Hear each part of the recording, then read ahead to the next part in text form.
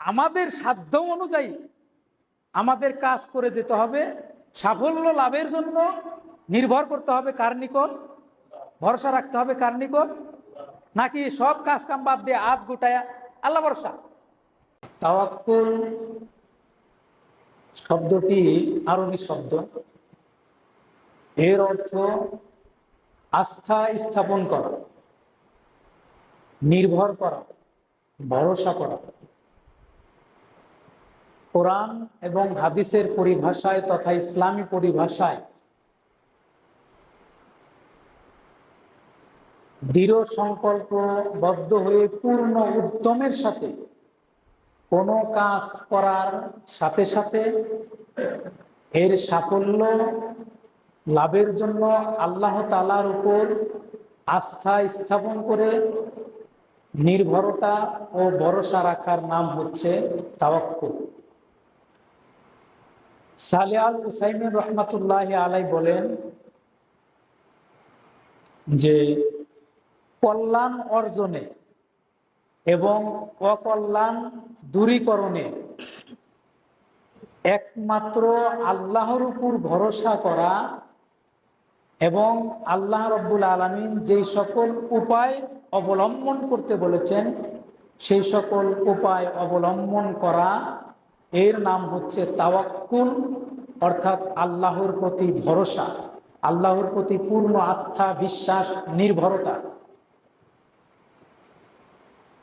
সম্মানিত হাজিরিন, শরীয়তের দৃষ্টিকোণ থেকে, শরীয়তের দৃষ্টিকোণ থেকে আল্লাহর উপর ভরসা করা এটা ফরজ। ইবনে তাইমিয়া রহমাতুল্লাহি আলাইহি বলেন আল্লাহ তাআলার উপর ভরসা করা, আল্লাহ তাআলার উপর নির্ভর করা এটা ফরজ। বরং উনি বলেছেন যে এটা অত্যন্ত উচ্চাঙ্গের একটি ফরজ। পবিত্র কোরআনে তাওয়াক্কুল শব্দটি ৪২ জায়গায় এসেছে।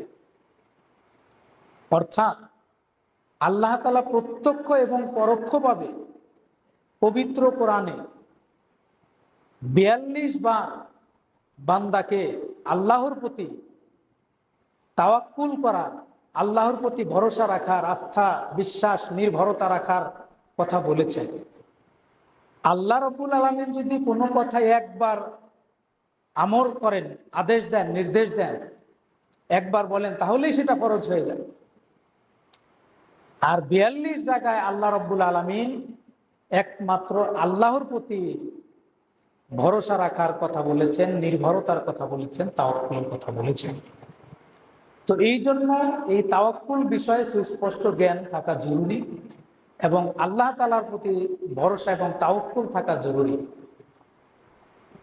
তাওয়াক্কুল এবং তাওয়াকুল অর্থাৎ আল্লাহ তাআলার প্রতি ভরসা এবং আল্লাহ তাআলার প্রতি ভরসা করার ভান, এই দুইটা ভিন্ন জিনিস।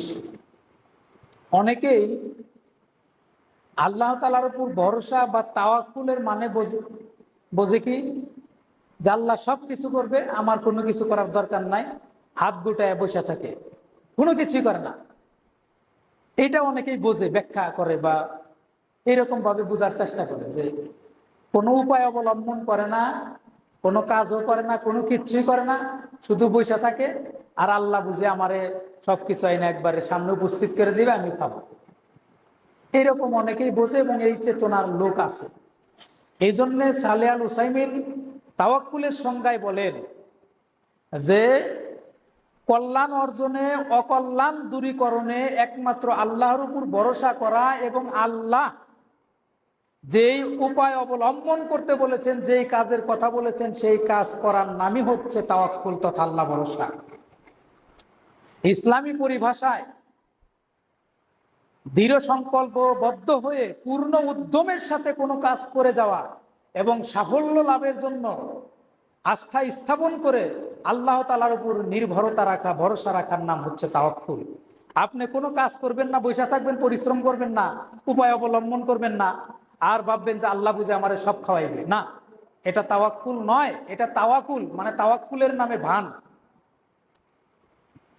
উপায় অবলম্বন করার কথা আল্লাহ নিজেই বলেছেন, এবং রাসূল সাল্লাল্লাহু আলাইহি ওয়াসাল্লাম বিভিন্ন উপায় অবলম্বন করেছেন।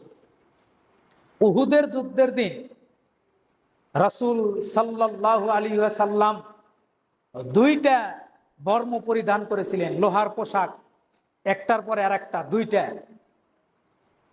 রাসূল সাল্লাল্লাহু আলাইহি ওয়াসাল্লাম উহুদের যুদ্ধের দিন দুইটা বর্ম পরিধান করেছিলেন।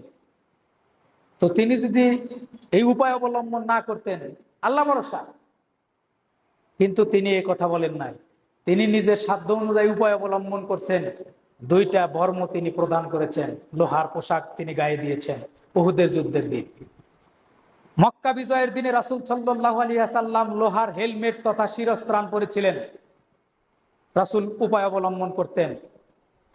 রাসূল সাল্লাল্লাহু আলাইহি ওয়াসাল্লাম যখন হিজরত করলেন, হিজরত করার সময় একজন পথপ্রদর্শক রেখেছিলেন, এবং যেই পথ দিয়ে যাইতেন পায়ের চিহ্ন যাতে না থাকে, মিশায়া যাইতেন, এটা উপায় অবলম্বন করেছেন। এমনিভাবে ঈসা আলাইহিস সালাম এর মাতা মরিয়ম, তিনি যখন গর্ভবতী, অর্থাৎ ঈসা যখন মায়ের পেটে, তখন আল্লাহ রাব্বুল আলামিন নিজেই মরিয়মকে নির্দেশ দিলেন যে তুমি খেজুর গাছের নিকটে যাও এবং গাছের কাণ্ড ধরে নাড়া দাও। একজন গর্ভবতী মহিলা, মহিষী নারী, তার তো অত শক্তি নাই যে খেজুর গাছ ধরে যাকে দিলে খেজুর পড়বে। কিন্তু আল্লাহ আমার যতটুকু সাধ্য এতটুকু করার জন্য বলেন। আল্লাহ জাকুনি ছাড়াও ওই খেজুর, টাটকা খেজুর, পাকা খেজুর মরিয়মের সামনে আইনা দিতে পারতেন না? অবশ্যই পারতেন। বাস্তবিকভাবে ওই মহিলা, তার তো এত শক্তি নাই, তার জাকিতেই যে খেজুর পড়বে বিষয়টা এরকমও না। কিন্তু আল্লাহ সাধ্য অনুযায়ী কাজ করতে বলেন যে তোমার যতটুকু সাধ্য আছে তুমি কাজ করো, বাকিটা ফল দেওয়ার মালিক কে? এই জন্য বললেন তুমি খেজুর গাছের কাণ্ড ধরে জাকুনি দাও, নাড়া দাও, বাকিটুকু আল্লাহ করবেন। এই জন্যে আমাদের সাধ্য অনুযায়ী আমাদের কাজ করে যেতে হবে। সাফল্য লাভের জন্য নির্ভর করতে হবে কার নিকট? ভরসা রাখতে হবে কার নিকট? নাকি সব কাজ কাম বাদ দিয়ে হাত গুটায়া আল্লাহ ভরসা, এটা কি করা যাব না। উপায় অবলম্বন করতে হবে, নিজের সাধ্য অনুযায়ী কাজ করে যেতে হবে। তো সম্মানিত হাজিরিন, অনেক দৃষ্টান্ত আছে তাওয়াক্কুলের, আমি দু একটি বলার চেষ্টা করব ইনশাআল্লাহ।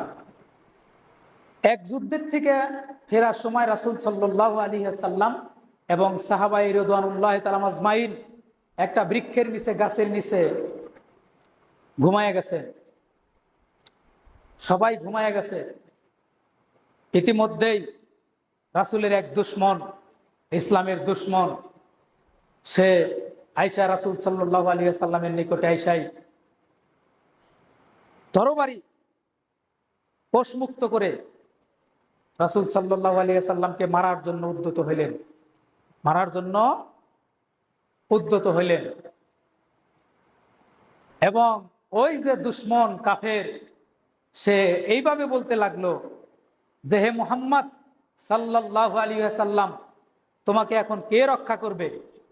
রাসূল সাল্লাল্লাহু আলাইহি ওয়াসাল্লাম বললেন হাসবি আল্লাহ, আল্লাহ আমার জন্য যথেষ্ট, আল্লাহ আমার জন্য যথেষ্ট, আল্লাহ তাআলাই আমাকে রক্ষা করবেন। এই কথা বলার সাথে সাথে ওই দুশমন, ওই কাফের এর হাত কাঁপতে কাঁপতে কাঁপতে কাঁপতে তরবারিটা পড়ে গেল। সুবহানাল্লাহ। এরপর রাসূল সাল্লাল্লাহু আলাইহি ওয়াসাল্লাম তরবারি হাতে নিলেন, বললেন যে এইবার কে তোমাকে রক্ষা করবে? তখন ওই দুশমন বলতেছে যে আপনি রক্ষা করবেন, কারণ সে তো আল্লাহর প্রতি ঈমান আনে নাই, সে তো মুসলিম হয় নাই। এমনি ভাবে রাসূল সাল্লাল্লাহু আলাইহি ওয়াসাল্লাম যখন হিজরত করলেন, ওই গিরি গুহায় আবু বকর রাদিয়াল্লাহু তাআলা আনহু এবং রাসূল সাল্লাল্লাহু আলাইহি ওয়াসাল্লাম যখন গিরি গুহায় আশ্রয় নিলেন, তখন কাফের মুশরিকরা খুঁজতে খুঁজতে গিরি গুহার একদম নিকটে চলে এসেছে। আবু বকর কিছুটা শঙ্কিত, বললেন ইয়া রাসূলুল্লাহ, ইয়া হাবিবাল্লাহ, এখন উপায় কি? কাফেররা যদি শুধুমাত্র একটু নিচের দিকে তাকায়, নিচের দিকে উকি দেয়, তাহলেই তো আমরা ধরা পড়ে যাবো। উপায়টা কি? এখন তো আমরা এখানে দুইজন। রাসূল সাল্লাল্লাহু আলাইহি ওয়াসাল্লাম বললেন, হে আবু বকর, ওই দুই ব্যক্তি সম্পর্কে তোমার কি ধারণা, যে দুই ব্যক্তির সঙ্গে তৃতীয় জন হচ্ছেন আল্লাহ, অর্থাৎ আল্লাহ রাব্বুল আলামিনই আমাদেরকে রক্ষা করবেন, আল্লাহ ভরসা।